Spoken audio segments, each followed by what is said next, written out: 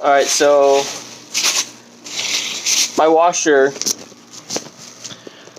had an error. It was a drain error. We have a Whirlpool Duet. So after researching it, I decided to take it apart to get to the filter trap, and you are about to see what was in it.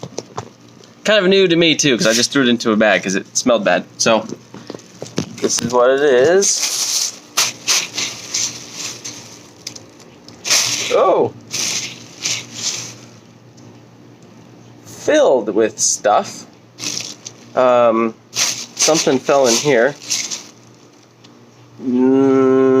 Oh, it's one of my wife's, what we call a booby pad for when she's breastfeeding. Let's see what else is in here. Looks like there's another one. Oh, look at that. Looks like there's another one.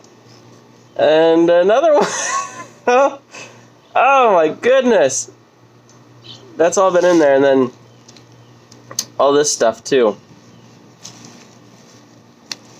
I thought there would be more like cat hair and dog hair, but it was booby pads.